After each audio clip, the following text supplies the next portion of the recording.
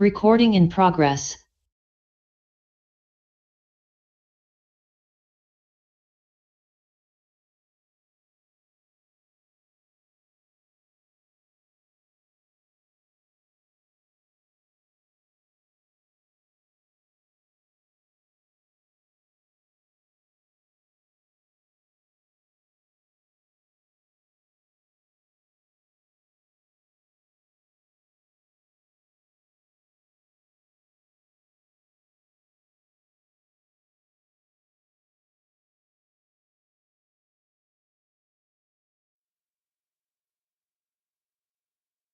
MIT Center for Future Skills Excellence, MIT Art, Design and Technology University, Pune. India brings together the world's top tech women influencers leading the exponential technology domain and rising awareness on trending hot topics such as blockchain technology, data on Women Frontiers in Exponential Technology from 5th to 8th March 2022.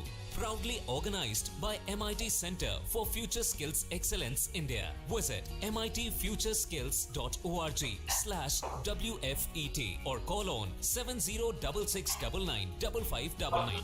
Transform yourself into a winning professional.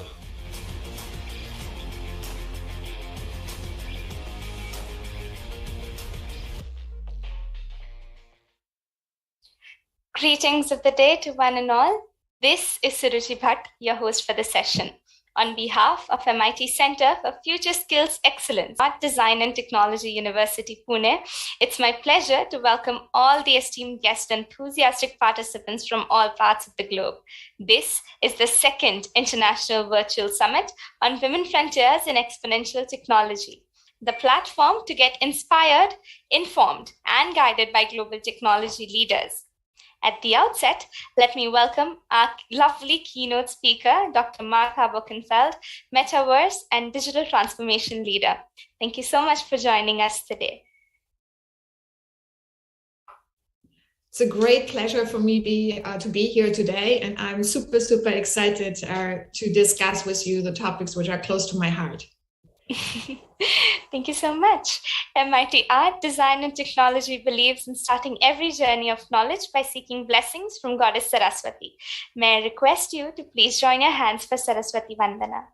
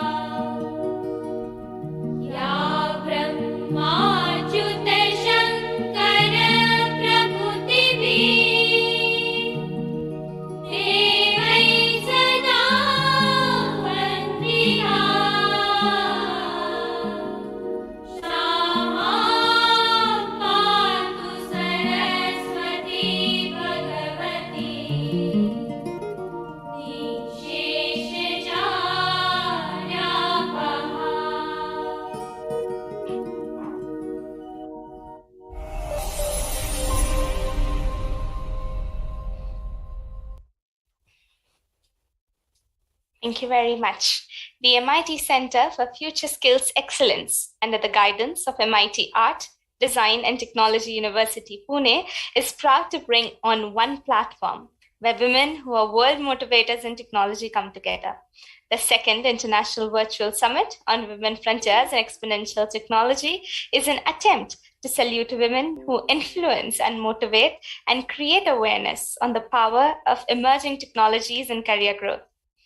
Every company should be aware that digitally delighting customers and emotionally winning them over are the modern keys to success. Customer expectations are rising as a result of abundance of brands and channels available as of today. Consumers want a better, more customer-focused experience. So how do businesses prepare for this? Let us understand from Dr. Martha, Metaverse and Digital Transformation Leader. But before that, may I please request the technical team to play the AV? Dr. Martha Boeckenfeld has more than 20 years of experience and international exposure as a financial executive and non-executive in institutions such as UBS, UniCredit, Generali, Kleinwort, and AXFA. Since the last decade, she has been focusing on platform economy, dynamic ecosystems, digital business, digital transformation, customer experience, and corporate startup. She's a startup founder and a well-known speaker. As an energetic innovator and leader, Dr. Martha believes that the key factors for dynamically driving digital transformation are the power of our diverse teams and the right technology to develop and execute forward-thinking concepts. As a thought, with an entrepreneurial mindset, she loves connecting to people with visionary ideas and leading teams that deliver results as drive progress and innovation. She expertises in digital business, platform economy, metaverse, NFTs, blockchain, crypto customer experience, innovation, and mindfulness. In her spare time, she enjoys socializing with friends and family, reading a good book, and spending time in the mountains. We're indeed honored to have Dr. Martha with us today for the second International Virtual Summit on Women Frontiers and the Exponential Technology. Thank you so much, ma'am, for being with us today. Now the session is all yours. We are eager to listen to your thoughts. Thanks a lot. So thanks for this lovely introduction. It's really fantastic. I'm trying to share my screen, Suraj. Yes.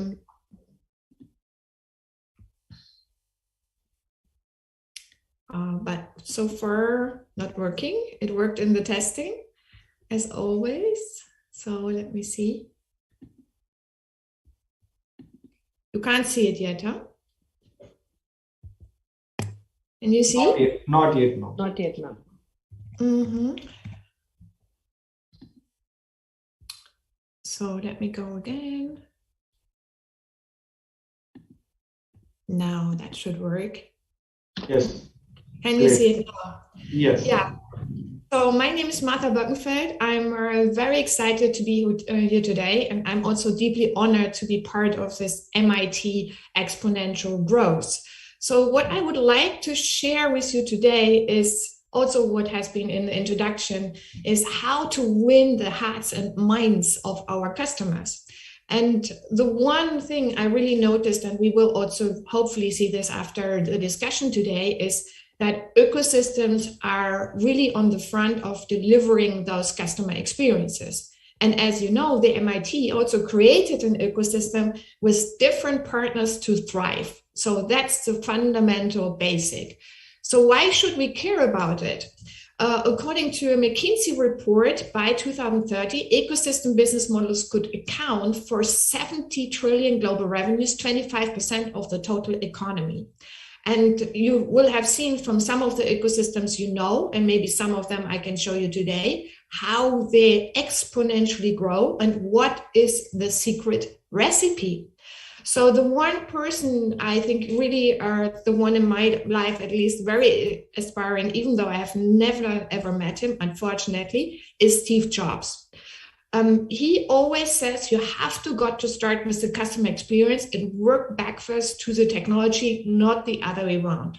Sometimes big companies, also where I've been working at, forget that you really have to start with the customer. So very often you have legacy, you have a lot of IT, which is there, and then people starting, okay, what can we do with what we have? And that is the complete wrong approach.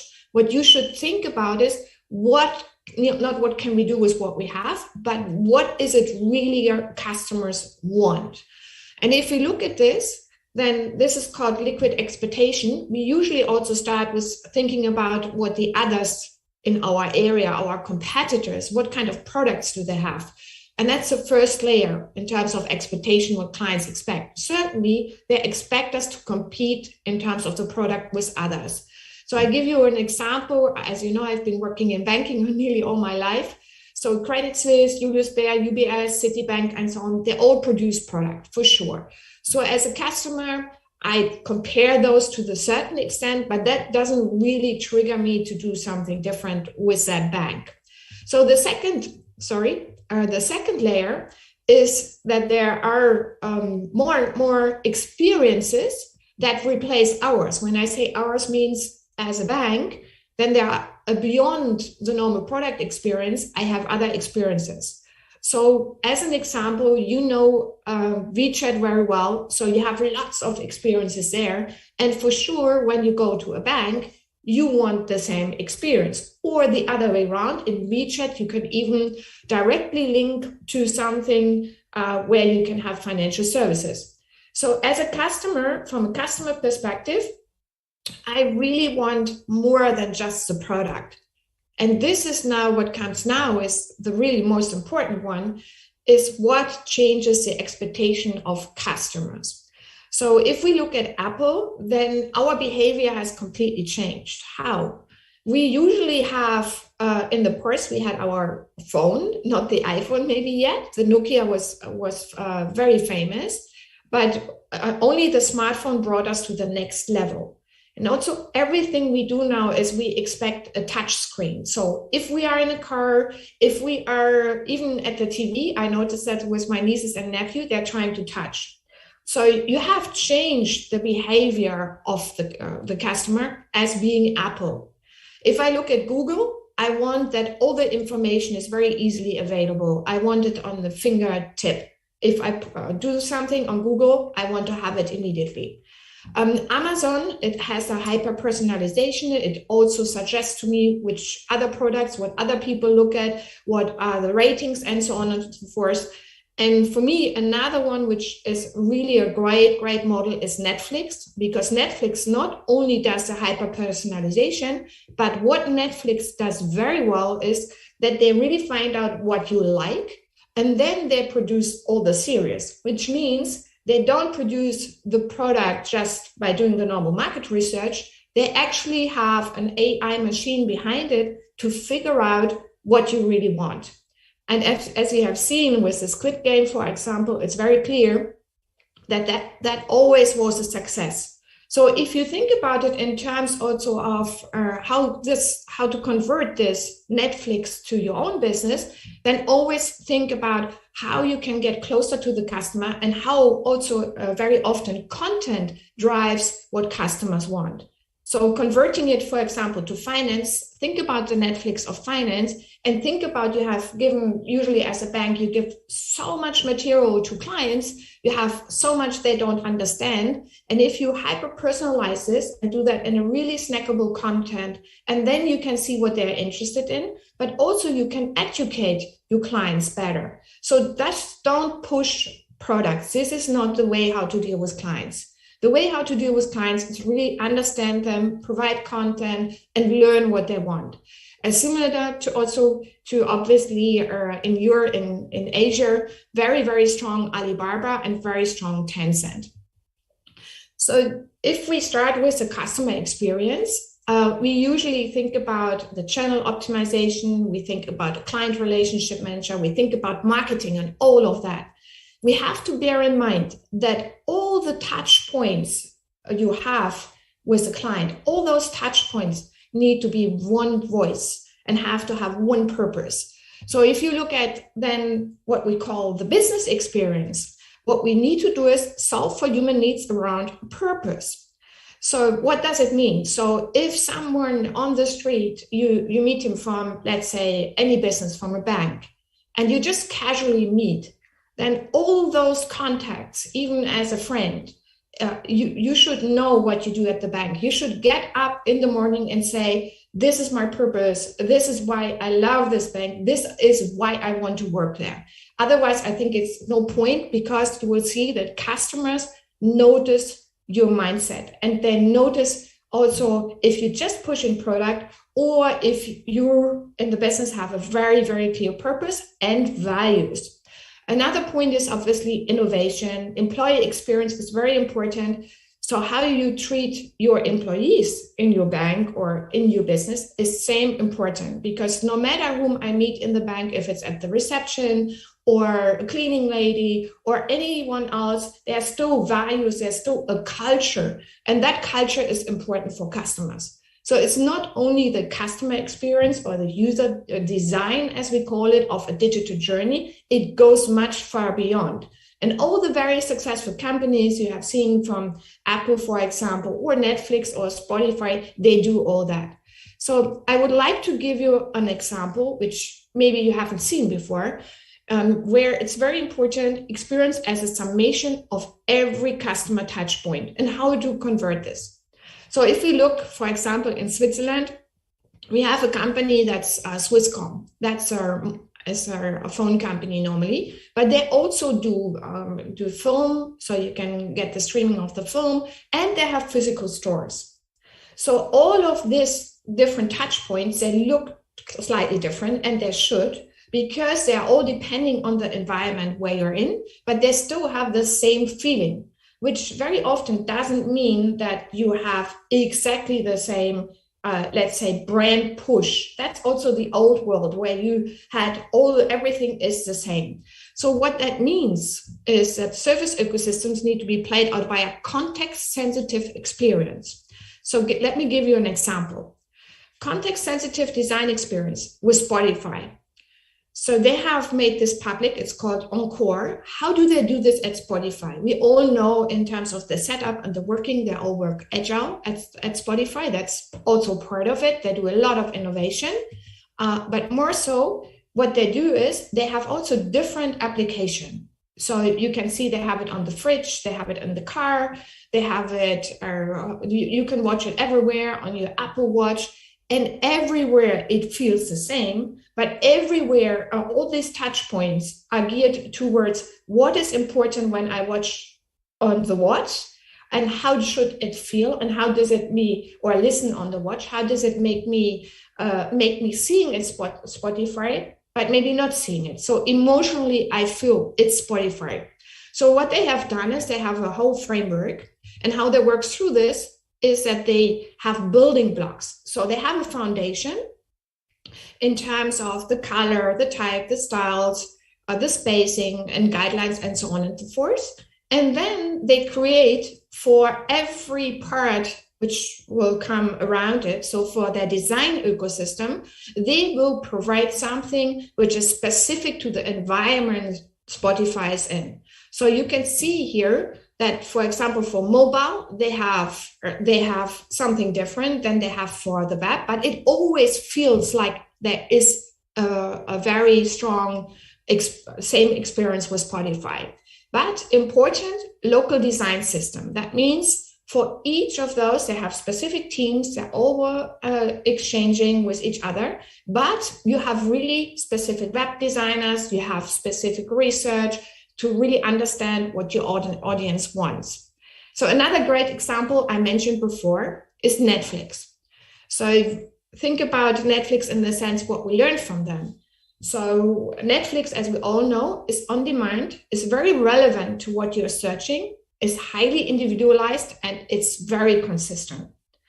And also when you watch Netflix, they can try to perhaps also prompt you different things which you might not have seen before. So translating this concept into your business means basically that you try to think about, maybe, for example, in banking, environmental, my client doesn't know so much about environment, and I can see when he does. Let's assume you have a Netflix for finance. So you have something where clients really get on demand, nice content. And then after that, they also get an investment proposal.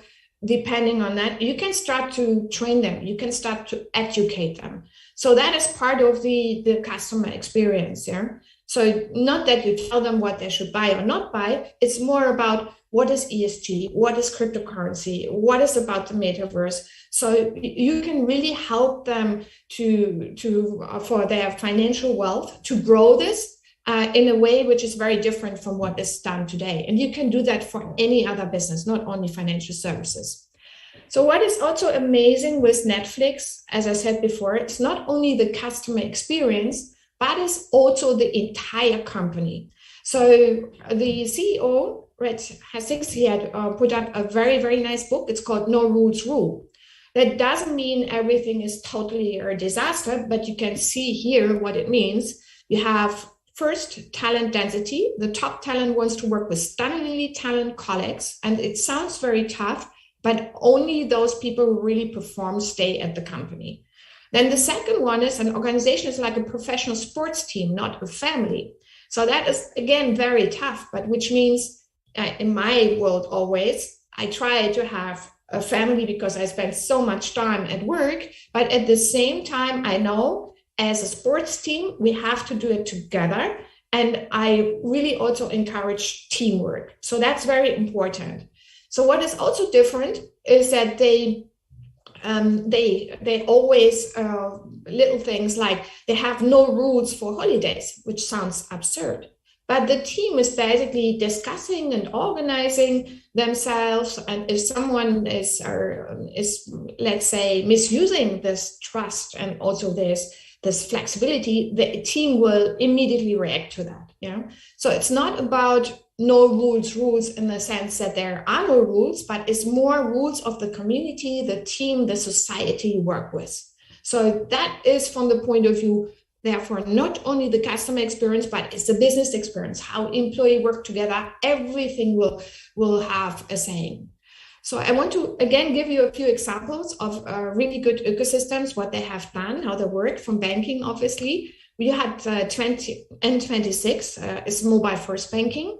We have one app also with Revolut. Revolut, you might know, is one of the biggest right now. And what they have done is they have extended their entire ecosystem. So they have been thinking about it in a sense of, no, it's not only a product, it's experience. So what kind of experiences do my clients want? And the clients don't only want, you can see here, they started with a multi-currency card, but they don't not only want a bank where they do everything with, they also created something which is very interesting, which is a marketplace. It's not yet available in all countries, but a year ago, they started a cooperation, again, with an ecosystem partner with Amazon, and they put up here a special for their clients and said, if you order at Amazon, you get certain discount. So you see, there is no longer, this is banking, this is fintech, and this is Amazon, and this is something else. In an ecosystem, you create something which is called an interaction field. Everything is interacting with everything. And this is also how you then, at the end of the day, create the so-called, which I'm sure you are all very familiar with, the network effects. So there is also a great book. It's called The Interaction Field, which describes this at great length. So you might want to read this. It's from Erich Joachimsthaler. So I do think this is one of the best books on describing how ecosystems and how this interaction really works. So another part of Revolut is very recently they added travel. Yeah, for sure. If you think about, you want to capture the journey of the client. The journey of the client is not, I want to go to the bank and get money. The journey of the client is, I want to go on holidays. I need maybe a loan. I need support. I need money to go there. This is the journey a client has in his mind, or also the target he has in his mind. If the client also buys a house, it's not, he's not really thinking about, he knows he needs a mortgage. But if he's buying a house, he really wants something different. He wants a nice home. Maybe he wants something to share with his family for the entire future. So you have to find out what is the mindset of the client. And they could be all different. And we see that in research, that the mindset of clients nowadays, there are a lot of different ones because we are also getting more and more diverse and we have different generations. So you also have to capture this. So Revolut has done also something very sweet. We all know due to COVID, a lot of people have pets now, and they have a pet insurance, 24/7 cover, again, thinking about what could help my customer. And as we are very, very close to our pets, for sure, it would help if we have a nice pet insurance, which is easy. So that's just a recent add-on from Revolut. And you think, oh, wow, you know, this is a fintech. So this is an ecosystem also strategy that you start with something core, but then you really look, what else can I add? And in a sense, to a certain extent, you are really very free to gear this. And you see that with all Revolut, also with all the different customer experiences they provide, they always work with partners. So don't think about you have to do it all yourself. Use the specialists, use people who have the same mindset as you to create this entire ecosystem. So another one you are very familiar with is WeChat Pay. For example, I mean, WeChat is much, much more than pay. It goes beyond. And what is interesting here for me is that you're not only looking at a local, you're also looking at a more global extension. So that is what they did here. But WeChat, as we all know, if you look at how it's built, again, it has different layers. So as we have seen, if you look at organization, devices, people, so it's not the customer experience, it's the entire business experience. And they're using different layers, and for sure, tech also is very, very important. But if you follow Steve Jobs, you always start with the experience of the customer. So you always think about what is the experience, and then you get the tech aligned so that the tech delivers what you want the customer experience to be. Another one I'm sure a lot of you use in your daily life, which I find really, really amazing, is Grab. So again, you see the entire ecosystem, life lived seamless with one mobile app. And here also Grab is trying to help people in every aspect of their life. And as you have the experience, I would be very interested after the talk that you also let me know what your experience is, what you think could be different, what could be better, or if you are as equally impressed as I am, or what you think about it. Another one it's interesting is Clubhouse. Clubhouse has something which I find interesting because it does connect people, even though in some countries it's no longer that successful, but that has other reasons. So it's somehow beautiful in the terms of creating community. So that is another aspect which we see more and more often, that people really want the community aspect. So they really want to connect.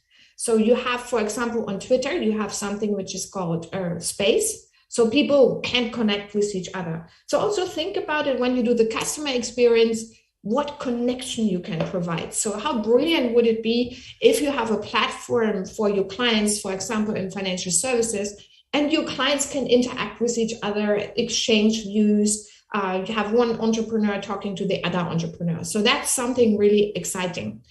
Another company, again, another example to make this very clear, is Nubank. Nubank is absolutely thriving. Nubank is a marketplace. So it is a two-sided marketplace. And you can see that they have an ecosystem which stretches not only for consumers, but also for SMEs. And when I say not only for consumers, think about it in a way that these are all clients. So you have the consumers and the SMEs are clients. And every partner is part of this client relationship. So they really have a lot of partners. You can see them on the right. And they have done a hell of a job to bring this all very nicely together, similar to Grab, but just with another focus. And that is in Brazil. They are one of the most exciting fintechs right now. And if you look at, because we also have our topic today is exponential growth. This is just one of the examples. That's one of the largest digital banking platforms right now. And you see an exponential growth. So what's very important for all of them is that they understand the customer very well. And they do that in a way which is not the old thinking product push, but is really being very close to the customer. So, and in terms of company values, what we have seen, I took this as an example. Again, it's very important. What is the purpose you have and what is the culture? So the culture is one of the key points. So you see that is from an investor presentation from New, they harness the power of New. They are mission-driven culture, customer obsession, tech, data science for sure. To create new experiences, they should be simple, intuitive, convenient, low cost, and empowering. Empowering is another very important aspect because you want to empower your clients that they have an easy daily life. So you want to make their life easy. You don't want to make it complex. And sometimes I also noticed in the past, so that's a little bit the sense of the past, the banking was always so complicated. So a lot of people are not that financially literate, in particular also women, unfortunately, as we found out, because they are scared. It's all so complex. But with this kind of customer experience, we can make it easy. So another company which is close to my heart, is a part of the ecosystem MIT, is Asset Rush, the asset of aspiration. What we do there, and I'm on the advisory board, is that we are connecting innovators and investors. So if you think about a very famous platform, XPRIZE, maybe some of you know, that's also exactly that. They are combining innovators and innovation. And XPRIZE, from the name, you can see it comes from Elon Musk. He's also contributing, he's part of the foundation. And how it usually works is like Elon Musk said, yeah, I want to find a company. I provide 100 million of funding, and I want to have a company which is reducing carbon emissions. And they looked for 5 years, screening the market, a lot of application, and they found one which now got the 100 million to invest in the startup to do this. So it's very important, again, to do this matchmaking, and you bring different experiences together. And I think the most valuable today, what you can do is really connect everyone with everything. And we are living in a fantastic, you can say, age, despite all the other things around us right now, which obviously are very, very difficult. But from a technology point of view, and also from, let's say, people, life expectancy, and what you can do in medical and so on and so forth, we really have the age of abundance. So unlimited possibilities to a certain extent. So in experience economy, people don't buy and sell products, but the experiences and emotions behind them. And I have some statistics, and this is a very nice, again, summary from UXDA. This is an agency you can also find on the internet, but I took this as an example because I thought this really captures the experience mindset. So you see below the marketing age, everything was very product driven. And you said, okay, what is the market gap? Today, you are asking, what is the job to be done? What is the experience gap? And this then defines what you deliver. So just as an example.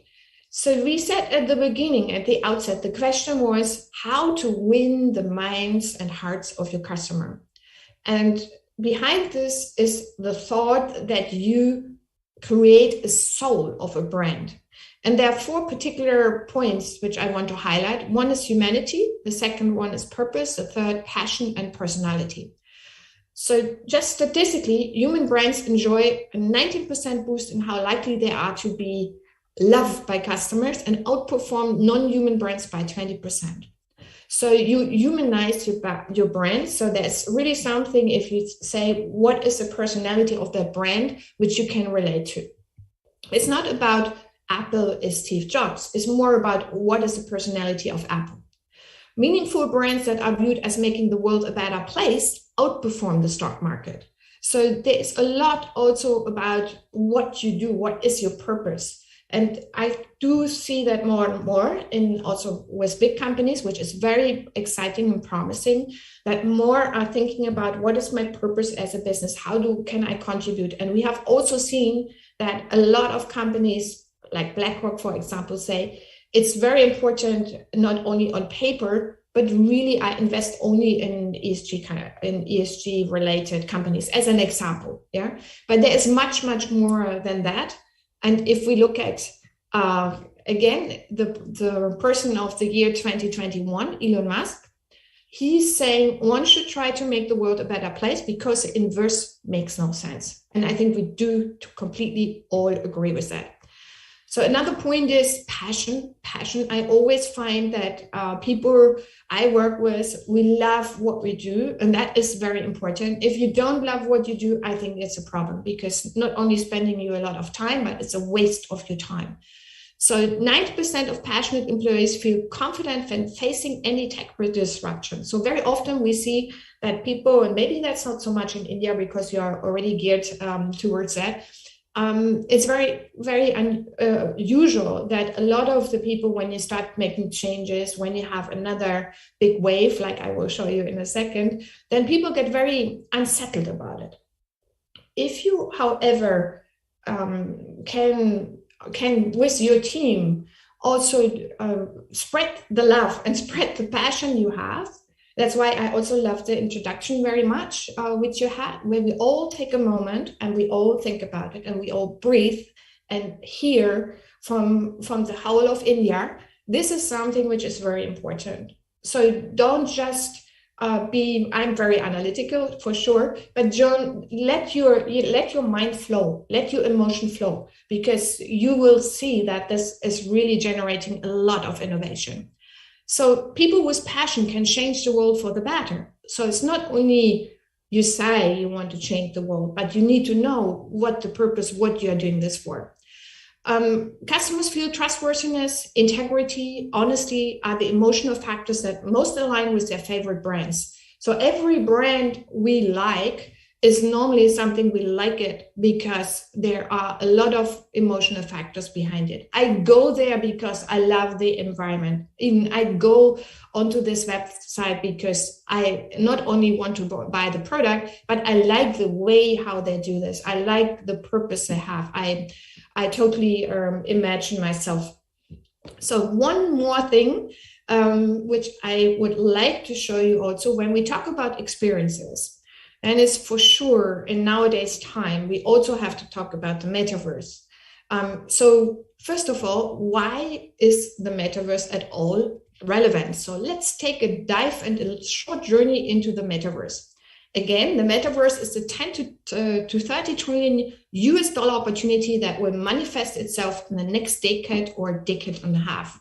So Zuckerberg said it's 5 to 10 years, and there are different views on, and even on that number, there are different views, but that is totally irrelevant. I think the relevance is, again, what kind of experiences we can see and what do we learn from them and how do we translate them.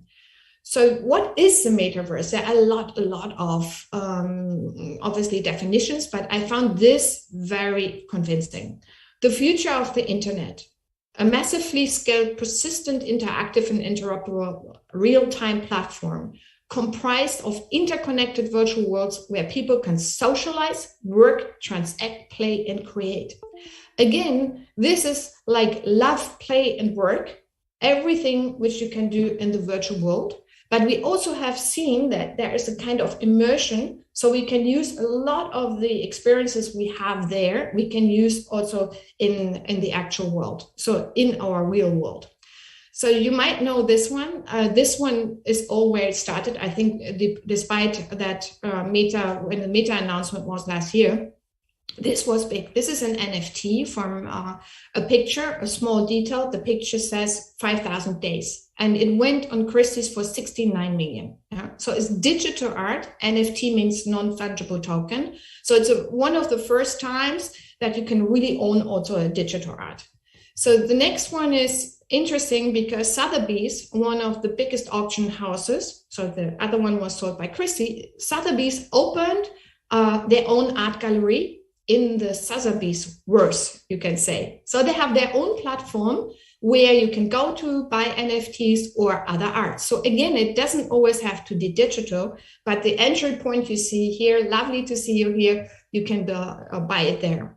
Another experience, so let's say you enjoy art very much, is nowadays also we love to join concerts, but the challenge for us is we love to join, but because of all the restrictions and maybe I can't travel there or I don't want to travel there, there have been concerts, and this is one of the biggest concerts at Fortnite where people can join together.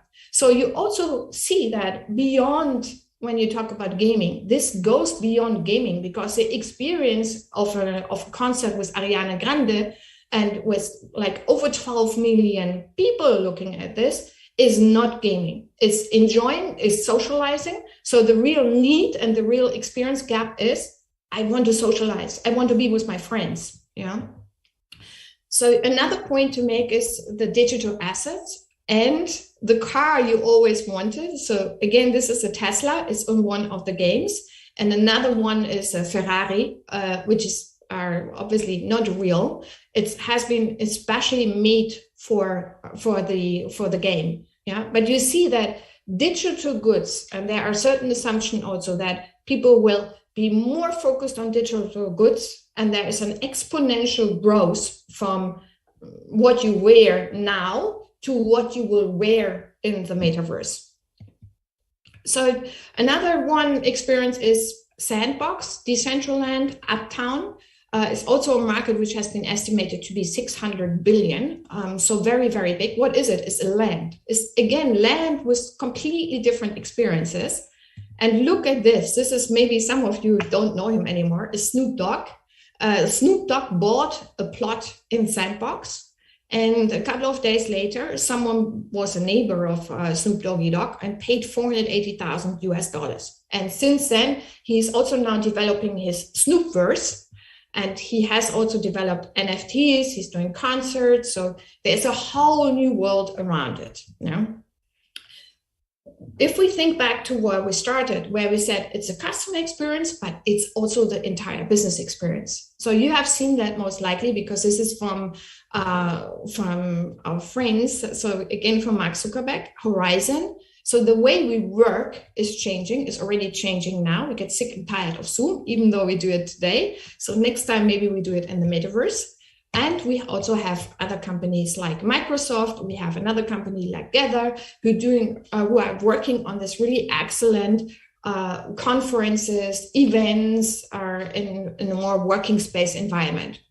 So for those who are fashionista, I would say there's, apart from cars and so on and so forth, I just note that you will see why in a second. This person is wearing Balenciaga coat. And again, all the fashion are very advanced. They go all into the metaverse, and there's a lot of attraction. And this is in a game, but obviously in the future you can do that in a concert or what else. McDonald's last week announced they want to open a restaurant in the metaverse. We already had, I think, something with chicken wings. It's not that this is my preferred food, but just to let you know. So here now it gets exciting. You might not have seen that. That's meta-human, the digital human. So you create your own human. So it's no longer only about the avatar. So the options you have as a business using all this technology is amazing because you can create your own, obviously, from yourself, but you might also want to have a client relationship manager. I'm thinking of a branch in the metaverse, and we have already seen that in South Korea. They are working on this. They have branches, they have interactions, and so on and so forth. So you see there are a lot of possibilities. You go to the Meta Human website and you can see how you can create it your own. You can really create it. So why is this all happening now? What has happened? So we see that digital consumers are spending more time and money online. And we see that this is a nice graph from ARC, another very interesting report. You see that the dark line goes down, and the dark line is really spending time offline. So they estimate in 2030, you see that it's more or less, or most of the time, where more and more time gets spent online. And depending on the country where you are in, obviously the online time is much higher. You also see that all the platforms which have exponential growth, the period of getting users is getting shorter. So 1 billion, for example, for TikTok on the right side, they only took 5.1 years. Yeah. So when Facebook started, they took 8.7 years. So it's exponential and the time is shortening. Why I mentioned before the Ariana Grande concert, I mentioned the collaboration with Balenciaga. This is an example from Fortnite, because you can see here that cumulative hours were also extended because of the additional experience they added. So this is all something we have to be very close to and then think about what does it mean for our business. Another one is Netflix. They obviously realize people are spending more time on TV, less time on TV, less time on Netflix, more time in games. So they have started a spreading journey to buy more. And we also know from Microsoft, they have the biggest gaming deal a couple of weeks ago with 69 million. They bought a gaming company. So it's not about the gaming itself. What it is about also is about the experiences, because it goes beyond gaming. That's an important factor. So the convergence of tech innovation is another very, very nice and representative, I think, picture of ARC.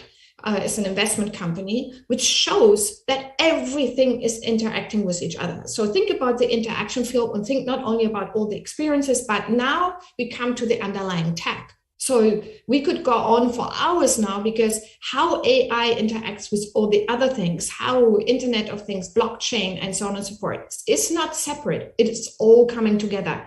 And we have seen the same when the smartphone was basically launched, that they could launch it only successfully because a lot of the technologies came together at the time. This is then the question, is this a hype, all the emerging tech trends? And this is from Gartner from August 2021. And what you see here on the top, you have non-fungible tokens, you have AI, and you see what the duration is when they think this will take off. And you also see the different stages. So here, non-fungible tokens, we are at a peak of inflated expectation.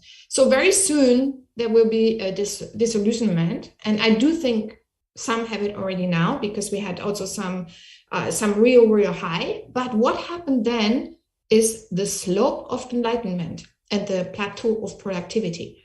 So what Gartner is saying, all these technologies and so on and so forth, and the emerging trends, they're more or less going through the circle. And if we go, what is really making the metaverse, the decentralized finance, the non-fungible token, they also have very different time horizons. So you see decentralized finance is more in 5 to 10 years. NFTs are much faster, 2 to 5 years.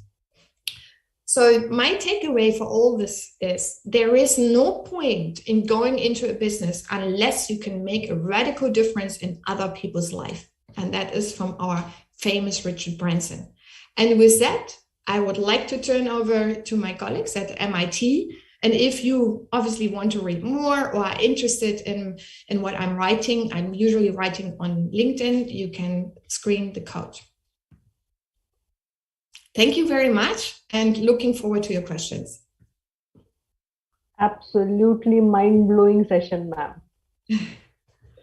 Wonderful case studies, and it's so nice to see so many different fields which are using so many different strategies to get that digital customer satisfaction. Amazing information, ma'am. And the questions are pouring in from all the people. You've given a lot of information, but that also has raised a lot of questions to all these people. I think the traits of developing the soul of the brand was one of the biggest takeaways, and of course about Metaverse. So coming towards that, Metaverse, Meta, Microsoft, Apple, they've already started working on this technology. Do you think that the world is ready for this? And will it really transform the way the world is today? What do you think it will be once Meta is in existence? Yeah, I totally believe it's already changing everything we do right now. Yeah. So all, as we have seen, depending on how much you are into it. Yeah. So if you look at, as I said, my nieces and nephews, that they are completely, part of it is completely into it. Part of it is sort of ignoring it, but they are really into it. So in particular, also you can have, like in Roblox, they do birthday parties. Yeah. Or when they start with Minecraft, Minecraft is Lego, but if you think about it, if you start with Minecraft and this is how you are raised, you can do anything in Minecraft. So from that point of view, yes, in a sense, we are already in the metaverse, and it's, I think, a huge opportunity for every business. And obviously what we haven't talked about it today is, I would call the dark side of the metaverse, which every new technology has. When we had cars and we had a lot of accidents, so also count for a lot of accidents. And we haven't sorted out all the legal framework. So in terms of the privacy issues and so on and so forth. Mm-hmm. Yeah, now that you talk of Roblox and Roblox and those games, yes, even my nephew keeps on playing something like that. But then yes, definitely it is the in thing right now, which maybe I don't still understand, but it's something which really they do understand. They have started talking on the same. So, but once it is there in existence, first and foremost, it is we all are speaking that it will be there sometime soon. So, when do you think it will be there, a full-fledged reality, and when do you think it will actually be in existence? will start? I think this is the most challenging question on earth right now. I do think we have, and also what we should think about right now when we say the metaverses here, we mean different metaverses. So I showed you Sandbox, I showed you Decentraland, you have the gaming.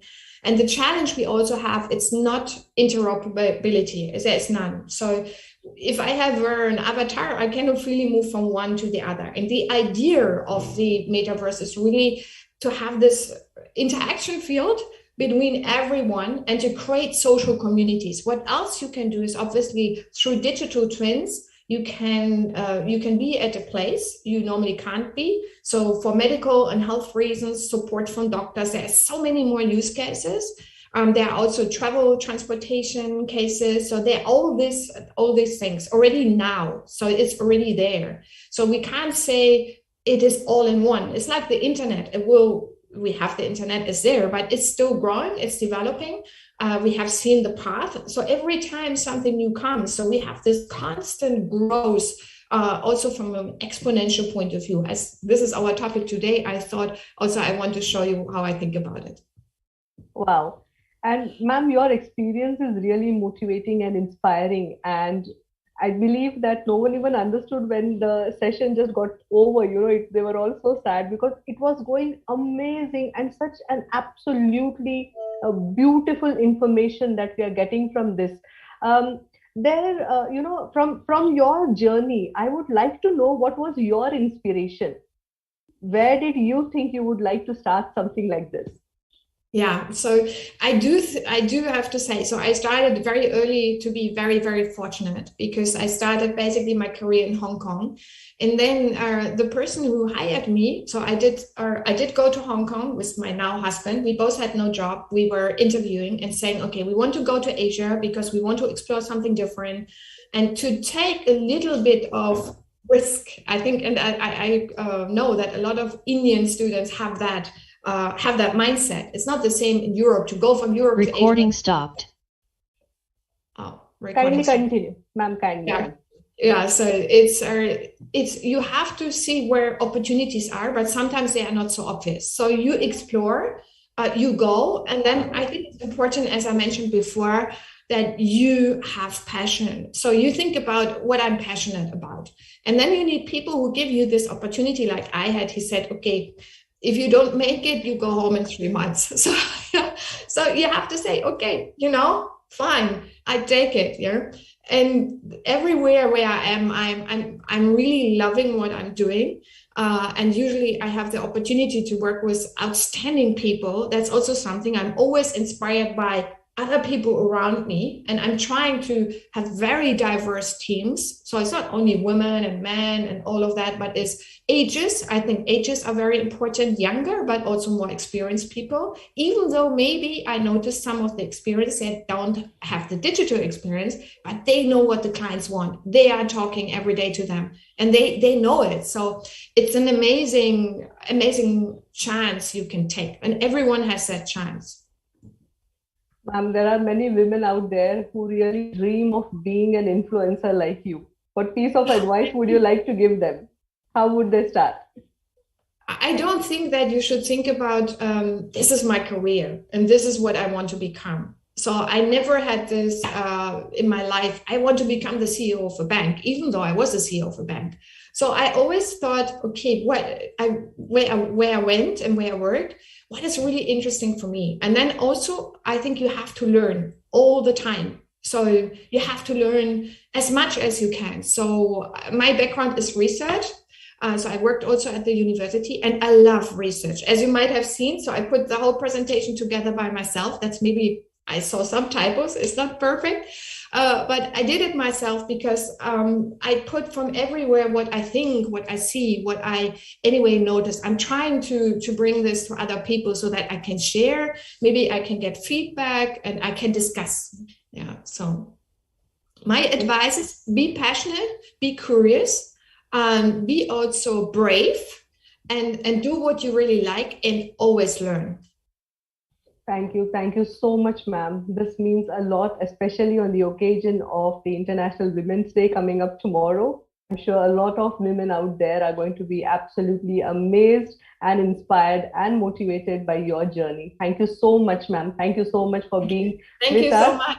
So please stay tuned with us. We'll just take the next few minutes and we will end the session.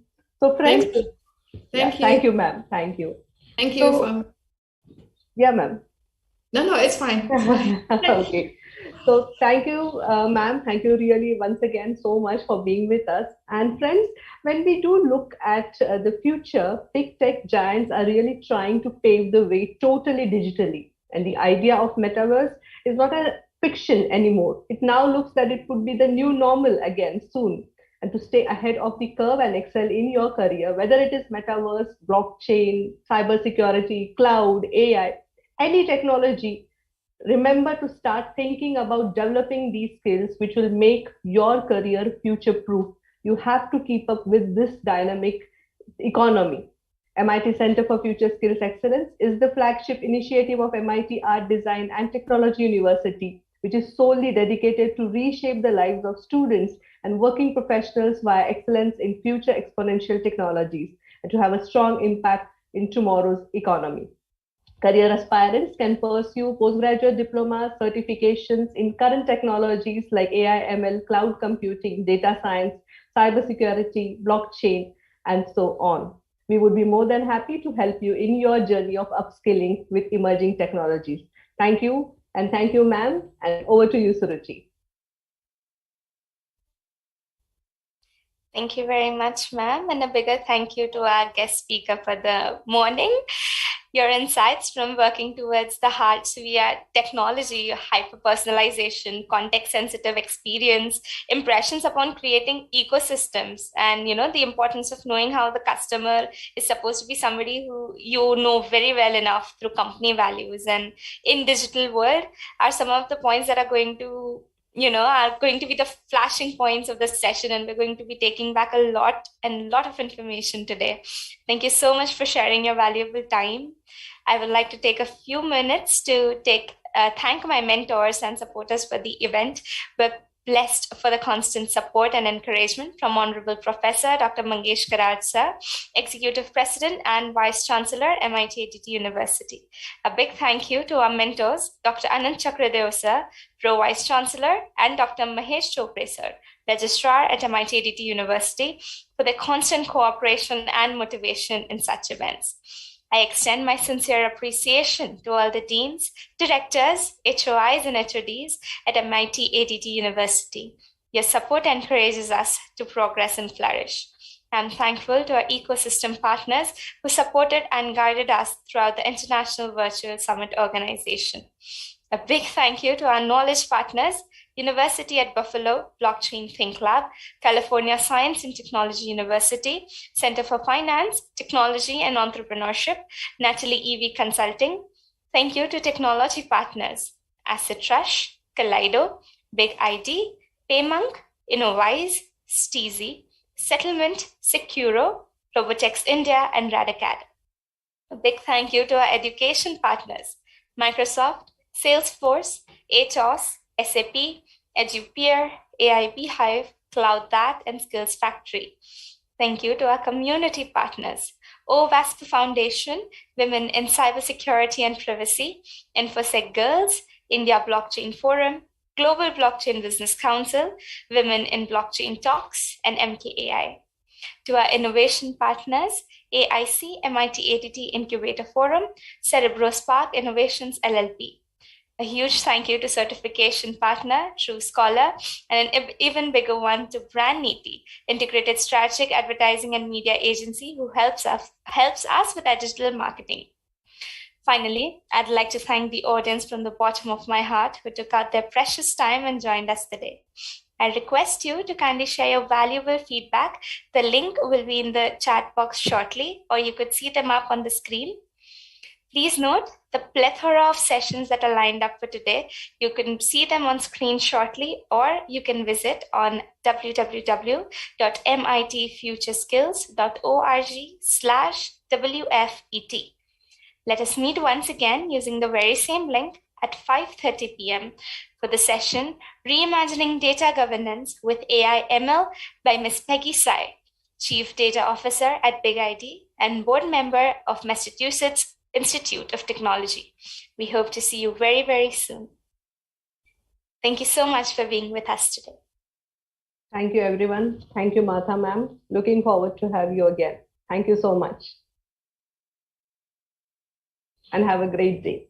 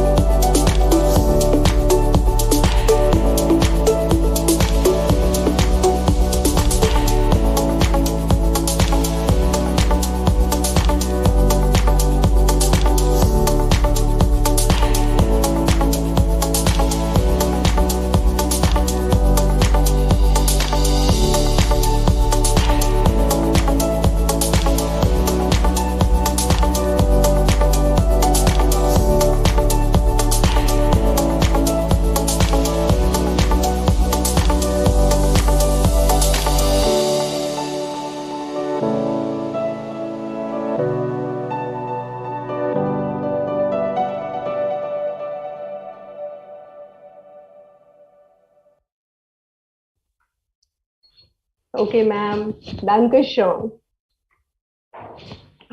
Thank you so much.